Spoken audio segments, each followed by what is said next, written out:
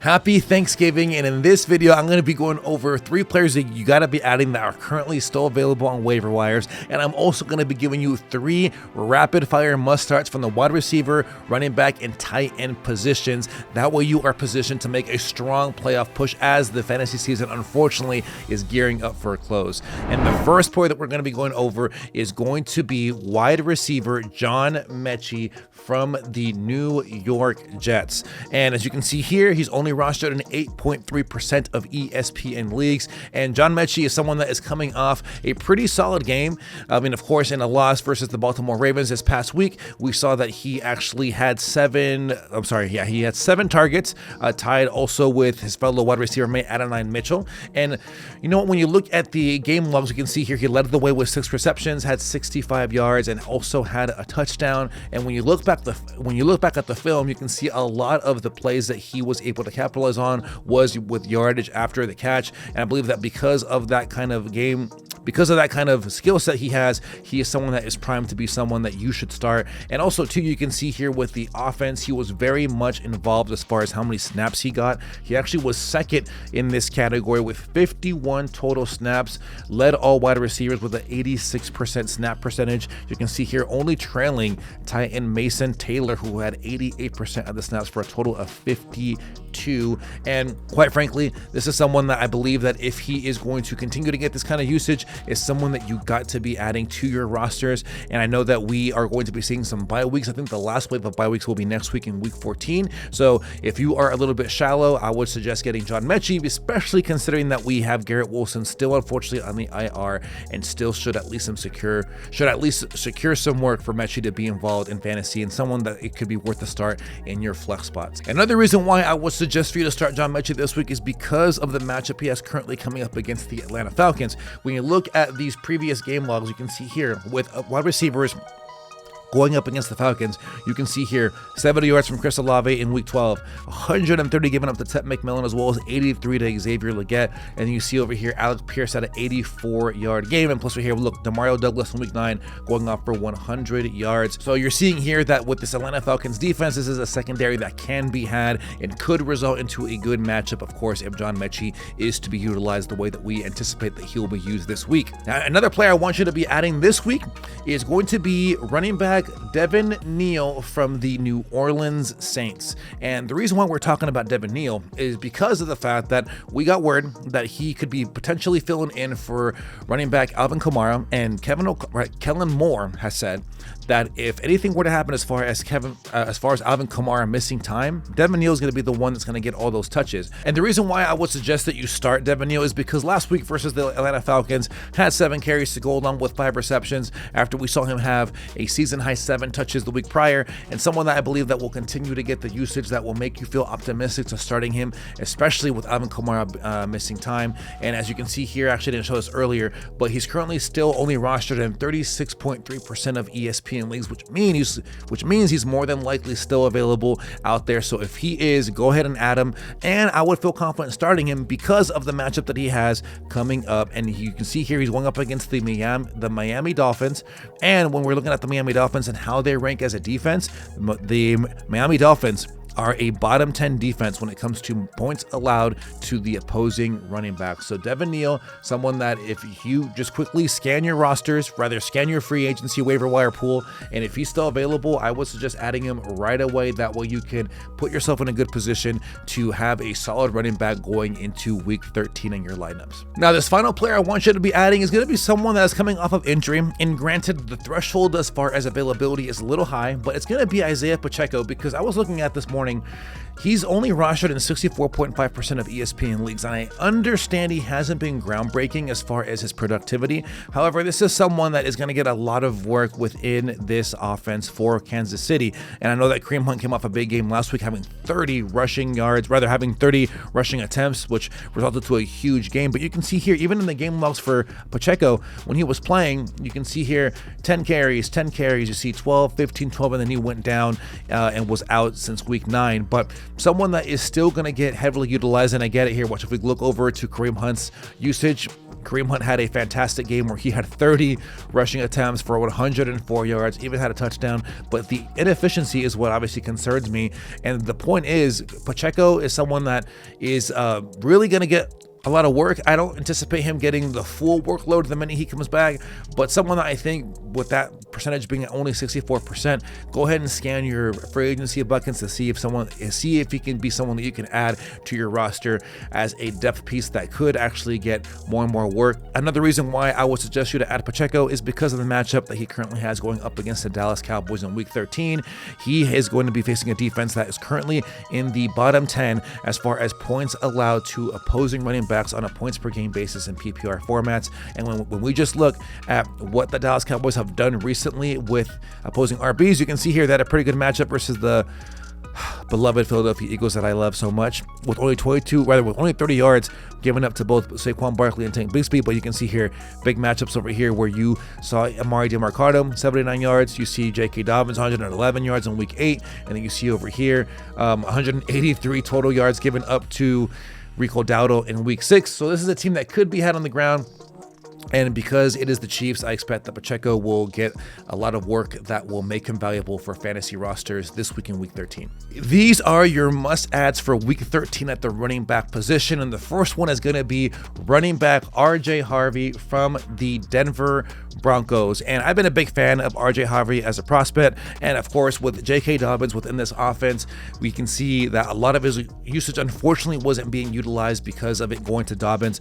But with him having back-to-back quiet games, I believe that week 13 is going to be his opportunity to get right. And once again, J.K. Dobbins is on the IR. He's out for the season. And I believe that with the matchup versus the Washington Commanders, if you just look at this game log over here, you can see they have given up some big games as of late. 120 yards to Devon Achane, 142 to Jahmyr Gibbs. And I believe that these indications right here make me feel really optimistic that RJ Harvey is someone that you need to be starting in week 13. So that way you can see some really strong production out of your running back position. Another running back I want you to add is going to be running back Jaylen Warren from the Pittsburgh Steelers. And he's been really impressive as far as opportunities. When you look at these game logs for Jaylen Warren, this is someone that has been getting double-digit touches in every single game this season. With Jaylen Warren, I'm pleased not only with the opportunities that he's been getting, but how it's also been producing for him, because you can see here he is on pace to have a career season. And when it comes to opportunities, when it comes to rushing yards, and even potentially with his receiving game right now with 25 receptions already for the season, we'll see if he can top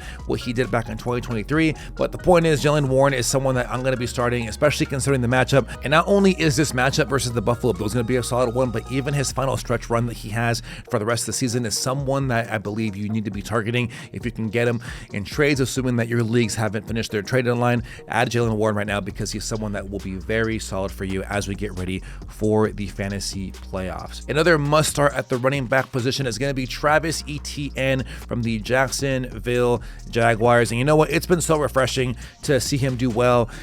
Since the bye week and back in week 8, he's been the running back 6. I mean, just look at these game logs over here during that stretch here. You can see here 16.5, 15.7, 19.3, then 20.6 points in PPR formats. I mean, Travis Etienne has been so fantastic, and it's so awesome to see him back to what he was back in 2023, where he was really a solid RB, where he was within the RB 10 discussion. He was an RB7 in PPR formats. But the point is, one thing that also makes you very intrigued is the fact that he has been the RB4 when it comes to red zone touches. And he's been someone that has been continuing to also just see the strong efficiency. You can see here 4.8 yards per carry, by far his best mark since 2022. And I'm also very intrigued with the fact that he has a very solid matchup in week 13. He's going up against the Tennessee Titans, who actually allow the 6th most points to opposing running backs. So Travis Etienne is someone that is going to round out my must-starts at the running back position. Now, we're going to be going over your must-starts for the wide receiver position in week 13. And the first one is going to be Stephon Diggs from the New England Patriots. Now, Stephon Diggs for me is a must-start because of the fact, number one, he's had a very quiet, solid season. And you can see here, he's played 12 games. Let me actually pull up these game logs for you. He's played 12 games thus far, 61 receptions, 75 targets, 679 receiving yards. And he's currently on pace to have a pretty solid bounce back. I mean, he's not actually on pace for 1,000 yards, but he still could very much eclipse that. And I know that Stephon Diggs had a quiet week last week, but you can see here, even prior to that, he was the RB9 going into week 12. And you can see the production over here as far as how he's been doing. He's getting a lot of the usage that you like to see from Drake May and also within this offense. But above anything else too, I'm also looking forward to the matchups that he has this week. Stephon Diggs is going up against the New York Giants, and this is a juicy matchup for any wide receiver. You can see here that the Giants are a bottom 6 team when it comes to most points allowed to the opposing wide receivers. And because of this matchup, he becomes a must start for me going into week 13 with the wide receiver position. My next must start wide receiver is going to be Khalil Shakir from the Buffalo Bills. Now, Khalil Shakir has been very solid all season long. You can see here since week 8, Khalil Shakir has been the wide receiver 15, and this is with even a dud performance in week 11, but he's been so consistent, and I just like that for number one Shakir, and someone that has been very steady. But he's also had 37 targets during this span, and when you take his stats over a 17-game average, he's on pace for having a career season as far as targets. He's looking to eclipse the 100 target mark that he had last year with the average of 109, and same thing with his receiving yards. He's looking to eclipse 871 if he continues on the pace that he's currently at right now. And of course, the matchup for me is why I'm going to be starting Khalil Shakir as well. That's what makes him a must start at the wide receiver position for me for this week. And my third must start at the wide receiver position is going to be Michael Wilson from the Arizona Cardinals. Now, this guy has been fantastic. In back-to-back weeks has seen great productivity. He had 2 weeks ago, he had 185 yards, and this past week he had 118 yards, filling in for Marvin Harrison Jr. And just to show you how elite he's been during this stretch, only George Pickens and JSN have been better than him as far as total fantasy football points. He's had 55.3 with an average of 27.7 points during that stretch. And you know, someone that, of course, filling in for Marvin Harrison Jr. We still haven't got word. This is the latest report I got right here from last night before calling it a night. We said here that the Arizona Cardinals shows that Marvin Harrison Jr. was limited. So if anything was to happen as far as Marvin Harrison Jr. not playing, I would feel really optimistic about Michael Wilson continuing his productivity and someone that you should be starting at the wide receiver position with confidence as we gear up for week 13. Here are my must starts at the tight end position. And the first one is going to be tight end Mark Andrews from the Baltimore Ravens. And Mark Andrews hasn't been the Mark Andrews of old. However, he's been solid all season long as far as being someone that can give you steady production. And the reason why he's a must start for me is because of the matchup he has coming up versus the Cincinnati Bengals, who actually allow the most points to opposing tight ends on a points per game basis. So for me, Mark Andrews becomes a must start for that reason. And someone, if you can actually add him to your rosters via trade, if your league still has trades available, I will target him because he has a strong stretch of favorable games to close out the year. So someone that could be a strong start for you at the tight end position as we close out the fantasy and football season. Now, another tight end I want you to be adding is going to be tight end Juwan Johnson. I feel like I've been banging this Juwan Johnson drum all season long. Someone that sees productive and consistent work, someone that's getting the target share, someone that's getting the usage that you like to see. And again, he is facing the Miami Dolphins. And again, just to show you how bad this Miami Dolphins team is, when it comes to the tight ends position, they actually allow the third most points to opposing tight ends. So again, just like what we saw with Mark Andrews, we're seeing that Juwan Johnson has great matchups that will make you want to play him because of the usage that he's getting on a week in and week out basis. And my third and final tight end that I want you to start this week is going to be Dalton Schultz from the Houston Texans. And the reason for me why he's a must start, if you just look at this over here, watch. Dalton Schultz, since week 7, has been the tight end 7, averaging 11.4 points per game. And he's been solid as far as seeing consistent work here. What you can see here, 18.8, a little bit of a dud here with 4.4, but 13.7, 18.8, 11.1, a dud game in one this past week with 1.8 points in fantasy. And the thing is, I'm just really intrigued with the usage. Even with Davis Mills, he's been someone that's been getting the work.